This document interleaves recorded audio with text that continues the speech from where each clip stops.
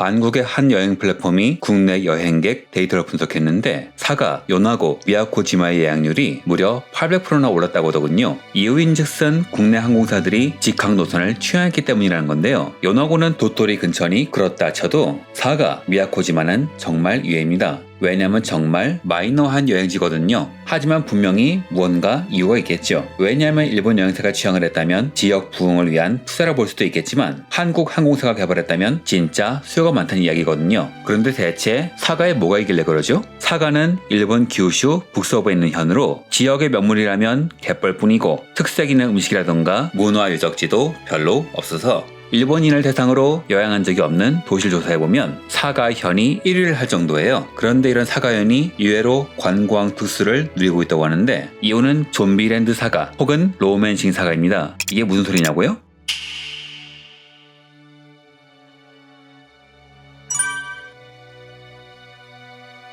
왜 사가행 비행기의 취항률이 올랐을까요? 왜 일본인들이 손꼽는 노잼도시 1위인 사가에 한국인들이 몰리는 걸까요? 이외로 외국인들에게만 인기 있는 관광 스팟은 꽤 많아요. 한 예가 이 일을 했던 후쿠오카현이죠. 후쿠오카는 그 자체로는 별것 없습니다. 하지만 한국인들은 상당히 많이 가는데요. 이유는 한국인들이 싼 가격에 쇼핑하기가 좋은 곳이기 때문이며 부록으로 1:1 건담도 있기 때문이죠. 즉 특별한 문화를 누리는 사람에게 매력적이란 이야기이며 그 관광지에 문화적 요소가 부여되었다는 건데요. 이처럼 콘텐츠 속 문화, 공간이 물리 공간에 존재하고 이것이 현실에서 관광지로서의 가치를 갖는 것을 콘텐츠 투어리즘이라고 합니다. 다른 말로는 성지순례라고 하죠. 콘텐츠 투어리즘의 역사는 이외로 오래되었죠. 영화 로마의 휴일에서 로마의 명소가 비춰지자 관광객은 폭증했고 이로 인해 숙박업소, 식당, 기념품 등의 사업이 발전하면서 로마는 세계적인 관광지가 되었습니다. 가마쿠라는 일본의 유명 관광지죠. 고찰과 문화유산으로 유명한데 그 중에 뜬금없는 게 하나 있어요. 에노덴. 이게 왜 유명하냐? 인기 만화 슬램덩크의 애니메이션판 오프닝에 나왔기 때문이죠. 원래 슬램덩크의 무대는 가마쿠라였는데요. 가마쿠라 고등학교가 능남고의 모델이기도 해서 인기가 꽤 좋았는데 애니메이션에서 아예 대놓고 나오면서 인기가 폭발한 거죠. 그래서 그냥 아무것도 없는 이 건널목은 지금은 전세계 사람들이 몰려오는 인기 스팟이 되었습니다. 콘텐츠 투어리즘은 이런 식으로 영화나 드라마, 애니메이션, 문학, 노래 등 콘텐츠의 배경이 된 장소를 찾아다니는 관광인데 최근에는 소비자들의 2차 창작으로 만들어진 팬과 교류하며 만들어진 창작 콘텐츠도 포함됩니다. 대표적인 것이 러브라이브 선샤인의 오란다곤인데 이 카페는 입지도 안 좋아서 폐업할 위기에 몰렸지만 작중 한 캐릭터의 집으로 나오는 바람에 관광객이 몰려들었고 이러자 카페 주인이 아예 러브라이브 컨셉으로 리뉴얼을 했죠. 이후 러브라이브의 이벤트가 열리기도 하는 팬들이 만든 대표적인 관광 상품으로 꼽힙니다.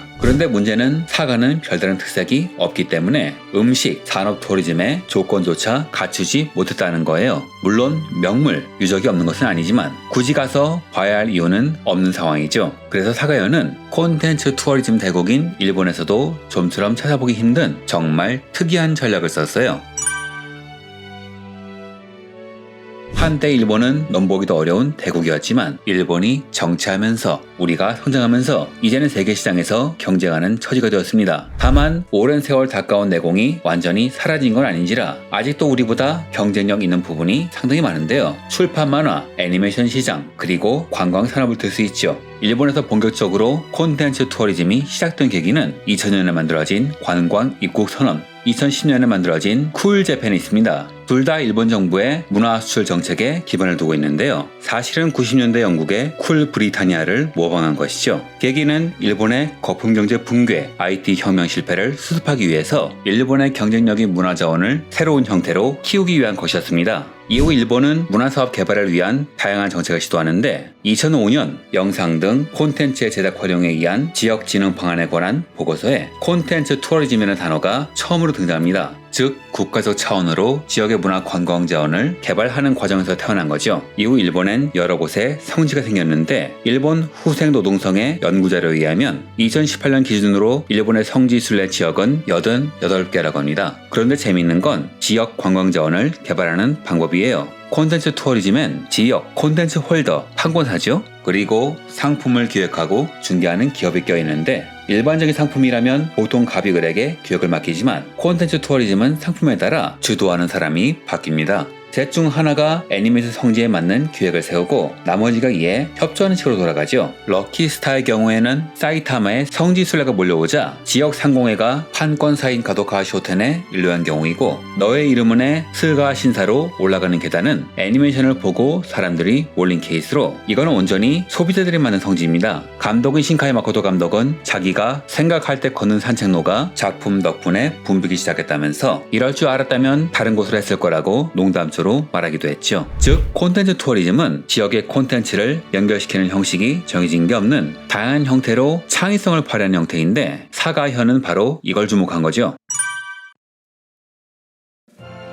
사가현의 상황은 그리 좋지 않았습니다. 앞에서 음식, 비즈니스 투어에 맞지 않는다는 이야기를 했는데요. 이는 지역에 변변한 기업조차 없다는 이야기이기도 하죠. 변변한 기업이 없다는 이야기는 세수가 적기 때문에 현 재정 자체가 빈곤하다는 이야기입니다. 실제로 재정 순위도 34위로 뒤에서 세는 게 빠르죠. 물론 사가현에 명물 음식, 문화유산이 없는 건 아닙니다. 하지만 일본인들이 굳이 갈 만한 곳은 아니고 외국인들에겐 도쿄, 오사카, 교토 등의 핫스팟이 있으니 굳이 돈을 들여서 사가현에 오진 않겠죠. 그래서 사가현은 그야말로 이름에 모든 것을 걸었습니다. 자기들이 아무것도 없다는 걸 잘 아는 사가현은 사가 프라이즈라는 캐치프레이즈를 바탕으로 새로운 형태의 콘텐츠 사업을 개발하기 시작했는데요. 사실 따지고 보면 되든 안 되든 무조건 사가를 알리는 프로젝트였습니다. 가장 유명한 사례는 로맨싱 사가인데요. 스퀘어 에닉스의 RPG 게임인 로맨싱 사가와는 2013년 이름이 사가로 같다는 이유만으로 콜라보레이션을 시작했는데,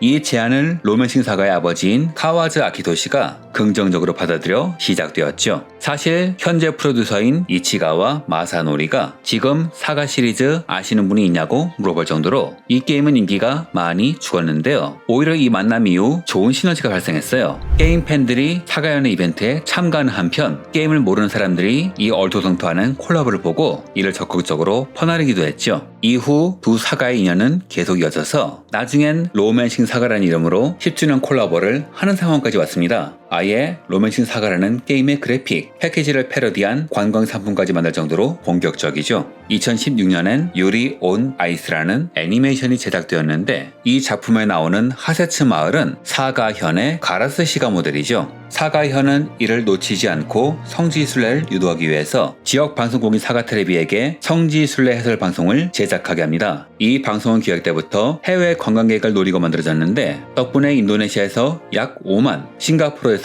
약 10만 관광객을 유치하는 데 성공하죠. 이렇게 자신감을 얻은 사가현의 행보는 이후에도 계속됩니다. 쿨 재팬을 바탕으로 일본의 각 지자체는 본격적으로 관광 상품을 개발하는데, 그 중에서 사가는 좀 독특합니다. 보통 로맨싱 사가만 생각해서 사가현이 인터넷 밈에만 매달렸다고 오해하기 쉽지만, 사실 사가현은 상당히 융통성이 있어요. 이를 증명하는 사례가 바로 좀비랜드 사가입니다. 좀비랜드 사가, 모르는 사람이 보면 좀비랜드의 서사시 정도로 해석하겠지만 사실 이건 사가현이 좀비가 창고라는 곳이 되었다는 이야기죠. 우마무스메로 유명한 사이게임즈는 2019년 사가 지사에 사고를 지는데요. 이때 지역사회 발전에 기여한다는 취지로 제작한 작품이죠. 앞에서 유리 온 아이스가 가상의 도시를 만든 이유는 일본의 지자체 지명에는 상표권이 걸려있어서 협조 없이 쓰면 법적인 문제가 될 수 있기 때문이라네요. 한국이라면 상상도 안 갈 일이죠. 일반적으로 일본의 지자체는 콘텐츠의 성향을 파악하고 지자체의 이미지에 손상이 간다고 판단되면 허가를 내주지 않죠. 만약 지자체에 좀비들이 넘쳐난다면 이미지가 안 좋아질 거라고 생각하지 않겠어요? 하지만 사가는 그런 거 없습니다. 알리면 장땡. 사가현은 이 계획을 적극적으로 환영하여 모든 지명, 상호 등을 쓸 수 있도록 전면적으로 허가해줬습니다. 그래서인지 작중의 사가현의 나름 명소들이 연이어 등장하더니 사가 니시키라는 사가현의 전통 과자가 나오는 등 이 작품은 사가현 덕후를 만들기 충분하죠. 훗날 사이게임즈는 이에 화답하여 6화에 나온 베스트 어메니티 스타디움의 리뉴얼 비용을 고액납세라는 개념으로 지원하기도 했습니다. 기업과 지역의 상생이 이루어진 거죠. 이후 사가현은 이런 식의 계획을 계속 기획하여 희생양이 아니라 관광객을 끌어들이고 있습니다. 콘텐츠 투어리즘이 성립하려면 일회성 방문으로 끝나면 안 됩니다. 사람들이 콘텐츠를 소비하는 것을 넘어 그 지역 콘텐츠를 개발하기 위해서 능동적으로 참여하게 만들고 그 상호작용이 사람들을 계속 불러 모아야죠. 사가연의 조건은 그리 좋지 않았습니다. 일본은 교통의 민영화가 상당히 진행되어 멀면 멀수록 교통비가 폭증하는데 도쿄, 오사카, 교토 등의 특급 관광지가 존재하는 일본에서 나고야 같은 곳도 사람들이 안 가는 판에 일본인들이 갈 리가 없으니 결국 외국인들을 끌어올 수밖에 없었겠죠. 그래서 사가현의 관광객은 대부분 외국인들인데 그 중에서 마이너한 여행지도 선호하는 한국인들의 비중이 상당하다고 하네요. 그러니 국내 항공사가 직항편을 취하는 것이겠죠. 다만 여기에는 이외의 사정도 존재합니다. 굳이 해외 노선을 취향한 사정 말이죠. 한국의 콘텐츠 투어리즘은 과연 어떨까요? 한국은 애니메이션 산업은 거의 죽은 쪽이라 애니보다는 다른 콘텐츠를 중심으로 이루어지죠. 그 시작은 윤사마 전설을 낳은 겨울연가였는데 이후 일본에서 이태원 클래스 등 한류 드라마가 유행하는 등 콘텐츠 투어리즘의 토대는 점점 갖춰지고 있지만 제가 볼 때 일본만큼 활발하게 기획되는 건 아닌 것 같아요. 예전에 천만 영화 실미도의 촬영지를 철관 사실이 보도되는 등 한국의 지자체는 콘텐츠 투어리즘 자체에 별로 관심이 없었으며 개념이 잡힌 지금도 일회성 관광에 그치는 경우가 거의 대부분입니다. 그저 드라마 속에 나온이 떴을 뿐 왜 거기 오게 해야 하는지 기획이 들어가지 않았단 거죠. 현재 한국의 콘텐츠 투어리즘은 걸음마 단계에 불과합니다. 기획력은 문제가 없어요. 문제는 다른 데 있죠. 일본은 여권 발급 비용도 비싸고 발급 기간도 오래 걸리기 때문에 일본 사람들은 국내 여행을 자주 가니 서브컬처를 바탕으로 콜라보레이션이 가능했지만 한국은 애초에 공부 외에는 문화산업 자체가 많이 죽었다 할까. 내수 시장의 소비력 자체가 충분하지 않기 때문에 자체적인 문화 콘텐츠가 성장하고 지자체가 이에 따라가기 시작한 것은 비교적 최근이기 때문에 콘텐츠 투어리즘 자체가 발달하지 않은 거죠. 즉 돈이 안 돼서예요. 하지만 한국 사람들에게 그런 욕구 자체가 없는 것은 아닙니다. 한국의 여가문화 탄생을 기점으로 문화유적 답사지를 소개했던 나의 문화유적 답사기 같은 초대형 히트도 있으며 성지 순례를 위해서 일본에 가는 규모도 제법 되니까요. 여하튼 내수 소비력이 약해서 산업이 개발되지 않고 기껏 기획하면 바가지 요금으로 장사하는 사람들이 몰려들어 기분만 잡히니 사람들은 국내를 버리고 해외로 빠져나간 것이죠. 일부 지역의 경우 여행 비용에서 몇만 원 더 보태면 항공비를 포함한 일본 여행비가 났으니까요. 하지만 최근에 이런 흐름에 변화가 생겼습니다.